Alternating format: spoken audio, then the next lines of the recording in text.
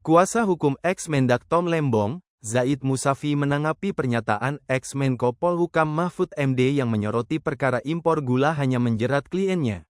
Dalam pernyataannya Mahfud MD mempertanyakan mengapa perkara tersebut tidak menjerat ex-Mendak lain. Merespons hal itu, Zaid mengatakan pihaknya juga mempertanyakan hal tersebut kepada kejaksaan di persidangan pra-peradilan dan tindak pidana korupsi.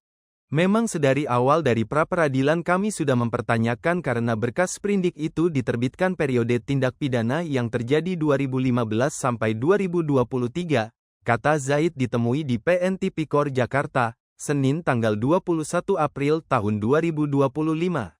Diterangkannya dalam pelaksanaan implementasi dan keterangan saksi-saksi yang hadir yang diberikan itu hanya keterangan di 2015 dan 2016. Ini juga kita pertanyakan sama kejaksaan dan sampai saat ini kan tidak ada keterangan dari kejaksaan seperti apa, kata Zaid. Kemudian ia menyayangkan penegakan hukum seperti itu. Ini proses penegakan hukum seperti ini kita sangat menyayangkan. Kalau memang sprindiknya itu adalah tahun 2015 sampai tahun 2023. Maka proses hukumnya pun harus menerangkan tindak pidana yang terjadi di 2015 sampai 2023, imbuhnya. Sebelumnya mantan Menteri Koordinator Politik, Hukum dan Keamanan Polhukam, Mahfud MD mempertanyakan kasus importasi gula hanya jerat Tom Lembong.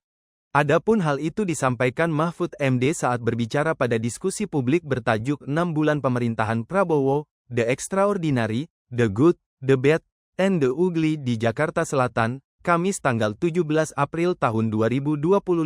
Kasus Tom Lembong. Boleh jadi Tom Lembong itu salah. Boleh jadi. Tetapi ingat, di surat dakwaan itu bahwa peristiwa ini terjadi sejak tahun 2015 sampai 2023. Kemudian Mahfud mempertanyakan dalam kurun waktu tersebut hanya ex-Mendak Tom Lembong yang menjadi tersangka.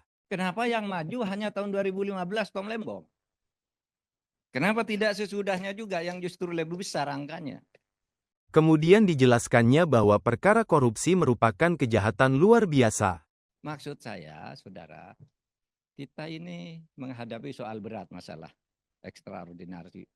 extraordinary crime ini, korupsi ini. Namanya tetap di dunia internasional itu adalah korupsi yang luar biasa. Meski begitu Mahfud mengapresiasi pemberantasan korupsi pemerintah Prabowo. Nah ini masalah kita. Nah kita berharap tentu, karena tentu harus berharap, kita harus mengapresiasi yang baik-baik juga, ya. Maka ya kita apresiasi Pak Prabowo sekarang tingkatkan lagi dong pidato-pidatonya itu, bahwa sampai hari ini nih masih tegas tuh di luar negeri, pokoknya Indonesia enggak boleh ada korupsi. Kita sikat ini di luar negeri ini.